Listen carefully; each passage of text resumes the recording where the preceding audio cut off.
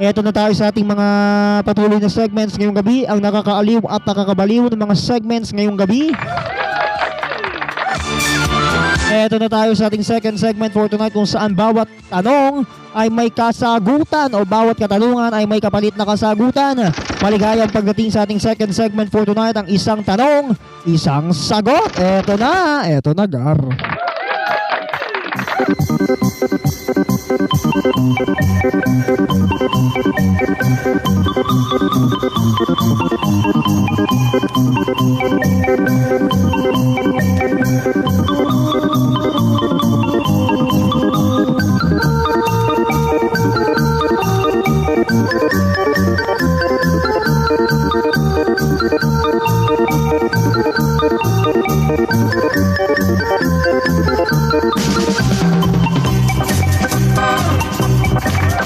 Sa oras nating alas 11:33 mga kapatid, 33 minuto na po makalipas ang alas 11 ng gabi. Doon po sa ating naging tanong kagabi, no? Sa ating previous question kagabi sa isang tanong, isang sagot.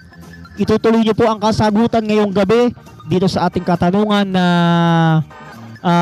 tinanong ko sa inyo kagabi. Pwede po ninyong ituloy yung mga hindi po nakasagot ng ating katanungan kagabi.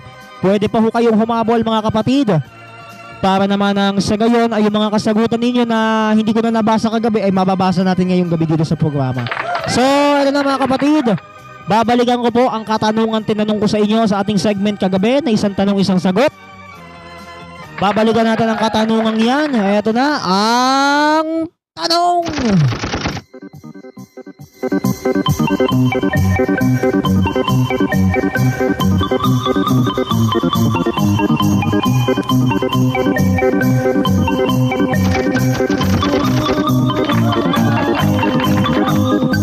Sa darating na Biyernes, June 19, 2026, ano ang inaasahan ninyong magiging kasuotan ni Benny John sa pagpasok at paglabas ng paaralan tuwing o para sa oras ng kanyang klase? Uulitin ko ang tanong. Sa darating na June 19, 2026, araw ng Biyernes, ano ang inaasahan ninyong kasuotan ni Benny John sa pagpasok at paglabas ng eskwelahan para sa kanyang klase? Letter A, complete uniform. Letter B, PE uniform. Letter C, wala sa dalawang binanggit. O letter D, parehong A at B. Uulitin ko po ang tanong. Sa darating na June 19, 2026, araw ng Biyernes, ano ang inaasahan ninyong magiging kasuotan ni Benny John sa pagpasok at paglabas ng eskwelahan para sa kanyang klase? Letter A, complete uniform. Letter B, PE uniform. Letter C, wala sa dalawang napili. O letter D, parehong letrang A at letrang B. Comment na. Yung mga hindi pa po nakakasagot sa katanungang yan kagabi, pwede po kayong humabol. Kasi hindi ko na naabutan yan, hindi ko na nabasa yan kagabi. Wala na kasi akong oras noon dahil ang isang tanong, isang sagot segment natin kagabi ay kumagat ng 11:45. Kaya ayan. Yung mga kasagutan ninyo kagabi, hindi ko na hinabol dahil wala lang oras. Diba? O, at least nakayanan pa natin dito. Hanggang 11:50 lang po ng gabi ang inyong pagsagot sa ating katanungan ngayong Biyernes, no? Kaugnay ito sa ating katanungan kagabi na ating babalikan ngayon dahil hindi nasagot ng iba to.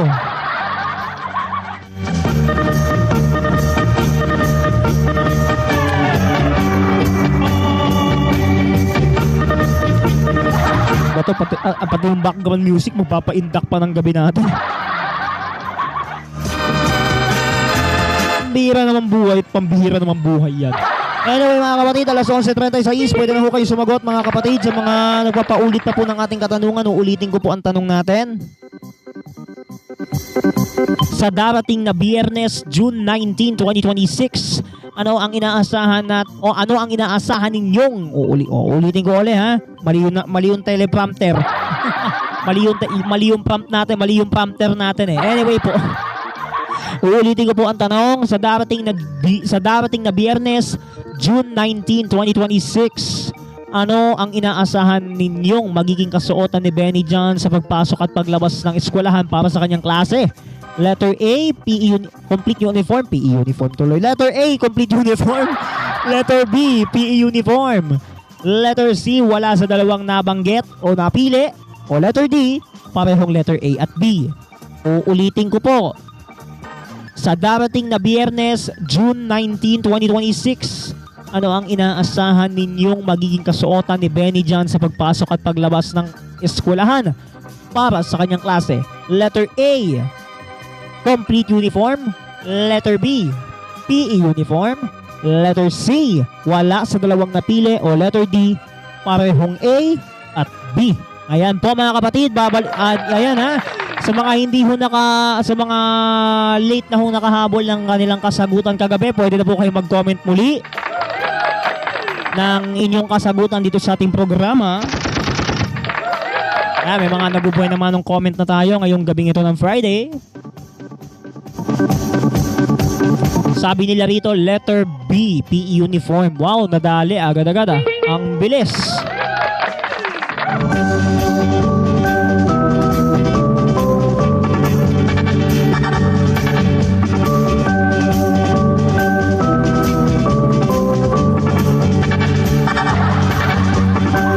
Ito pa, sabi dito, letter B, PE uniform. Wow, tumama. Sabi dito, letter B. Ayan o, talagang nadali nyo ha. Masyado nyong ginagalingan.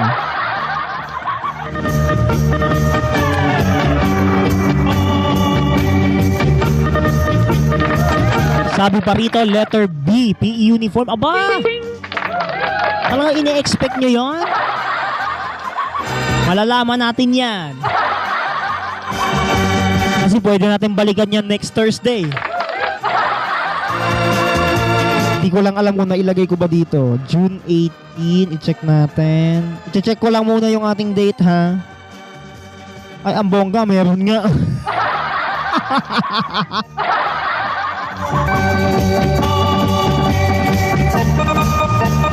Okay, letter B ang sabi dito. Wow.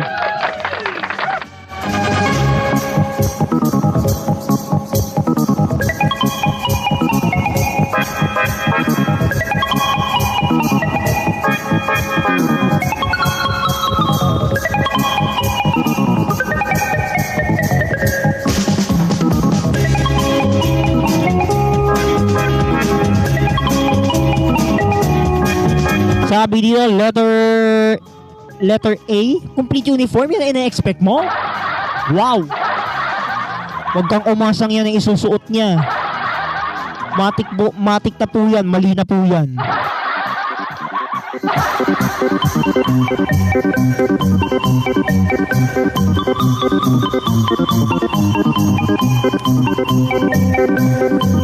Sabi dito, letter B, PE uniform. Yun, tama yun. Okay. Tuloy-tuloy lang ang inyong mga tuloy-tuloy lang ang inyong pag-comment, ang inyong mga buhay na manong sagot, mga kapatid. Dahil yan ay mabibinig ni Benjan bukas sa ating pagpunta doon sa kanila. Binalikan nga natin yung tanong na yan para yung mga netizens na hindi nakapagsagot pero late na sa oras ay makasagot pa ulit, no? Ngayon ko lang kayo pinagbigyan dahil next week babalikan natin yan. Kasi by Friday, June 19, doon na po natin malalaman ang magiging kasuotan ni Benjan sa pagpasok at paglabas. Okay? Yan ang abangan ninyo kasi yan ang inaasahan nating makikita sa kanya doon. Kasi pag nakita natin yun, ay, paldo na. Pag nakita natin yung paldo na tayo. Oh. May makakatama ng sagot din. Kasi ganyan din ang ginawa ko, hindi pa ito yun. Hindi pa ito yung segment natin noon.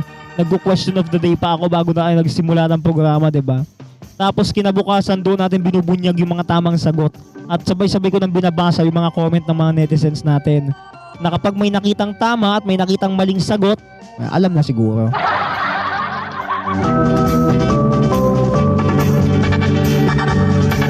Eto pa, sabi dito, letter B. Aba, tumama rin. Sabi dito, letter C. Bakit wala? Wala sa dalawang binanggit? Ay, itsuseran pala, kakaiba yun. Kasi kung wala sa dalawang nabanggit, ano makikita nyo sa kanya? Wala, di ba? Ang makikita mo lang sa kanya noon by Friday, puting t-shirt, nakapantalon, naka-jogging pants, tapos nakasapatos.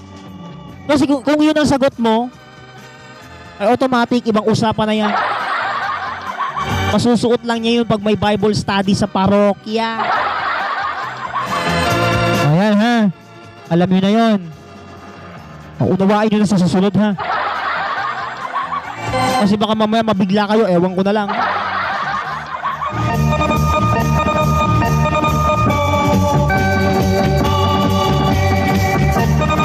Anyway, tuloy-tuloy pa rin ang mga kasagutan ninyo mga kapatid dito sa ating programa ngayong gabi. Alas 11:43 ang ating oras. Meron pa kayong 7 minuto bago mag 11:50 para masagot nyo na po ng maayos ang inyong mga kasagutan. Kaya lang natin binalikan yan dahil hindi natin nabasa yung ibang mga comment ng netizens kagabi. Dahil ako nag-extra na ho ako noon dahil anong oras na rin, bawal ang overtime kasi. Bawal kasi mag-overtime sa programa kaya ayan. Kaya kailangan ng pahinga.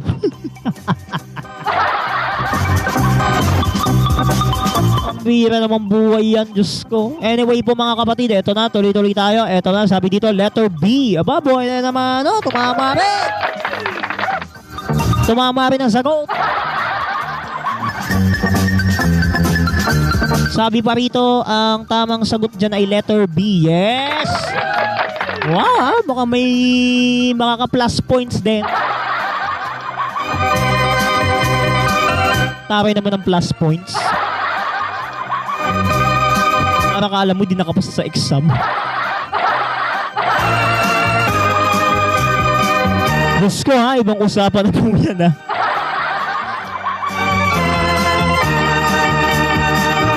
Baka mapalayo ng konti. Ito pa mga kapatid, tuloy-tuloy pa ang inyong mga comment mga kapatid. Tuloy-tuloy lang inyong pagsagot sa ating question of the day tonight.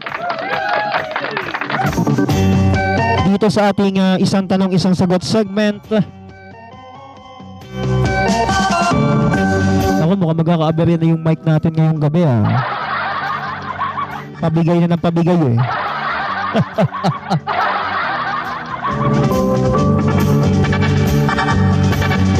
Alright mga kapatid, ito na 11:45 ang ating oras. Uulitin ko po ang ating katanungan sa gabing ito. Babalikan natin yung naging katanungan kagabi. Kaya para makahabol yung mga netizens na nag-comment kagabi dito sa ating programa na makahabol pa sila.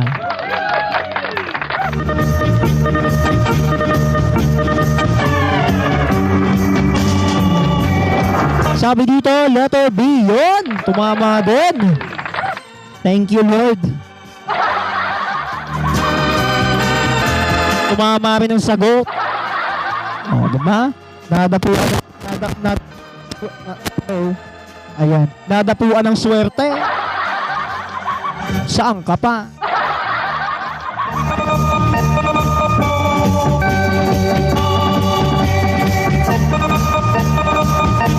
Ito pa ang sabi dito, letter B. Aba, tumama rin.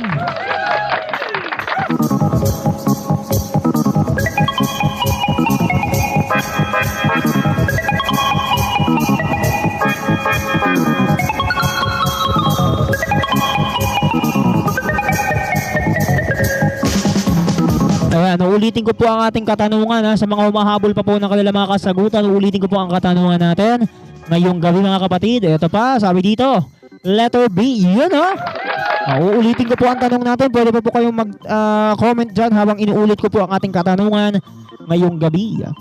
Sa darating na Biyernes, June 19, 2026, ano ang inaasahan ninyong magiging kasuotan ni Benny John sa pagpasok at paglabas ng eskwelahan para sa kanyang klase? Letter A, PE, complete uniform. Letter B, PE uniform. Letter C, wala sa dalawang napili. O letter D, parehong A at B. Uulitin ko po. Sa darating na June 19, 2026, araw ng Biyernes, ano ang inaasahan ninyong magiging kasuotan ni Benny John sa pagpasok at paglabas ng eskwelahan para sa kanyang klase? Letter A, complete uniform. Letter B, PE uniform. Letter C, wala sa dalawang napili. O letter D, parehong letter A o letter B. Parehong letter A at letter B. Okay, comment po kayo. Pwede pa kayo humabol. Meron pa kayong 3 minuto.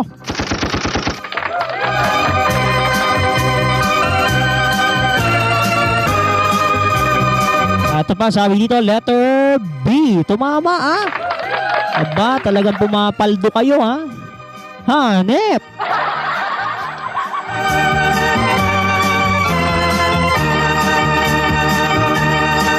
Ayan pa, sabi dito, letter B. Aba, hanep ha. Talagang puro tama lahat ng sagot niya. Walang palya. Maliban doon sa sumagot ng letter A.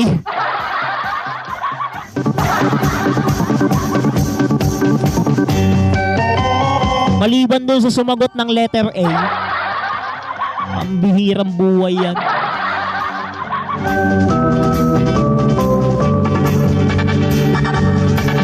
Ito pa, sabi dito, letter B. Aba, talagang nadadali nyo na.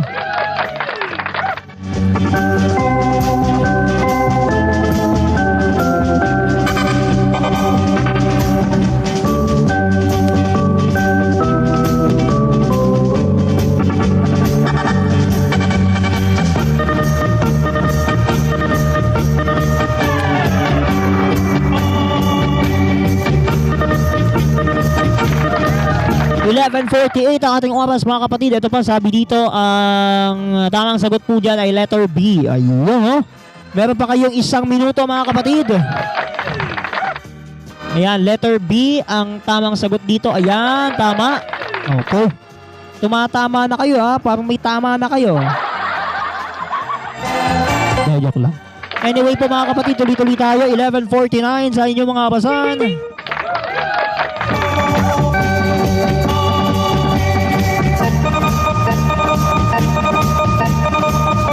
Okay, sabi dito letter B. Yes, perfect.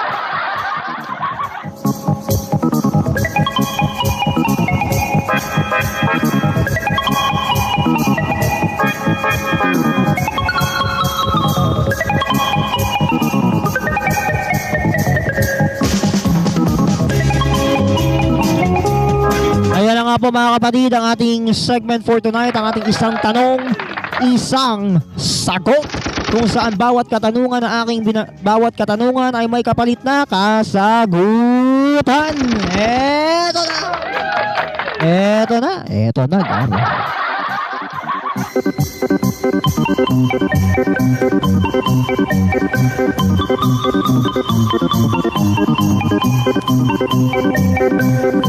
Oras natin mga kapatid, alas 11:50 na po ng gabi. Tuloy-tuloy pa rin po tayo sa ating mga katuwaan o sa ating mga kantahan ngayong gabi para kina Benjan at Dave.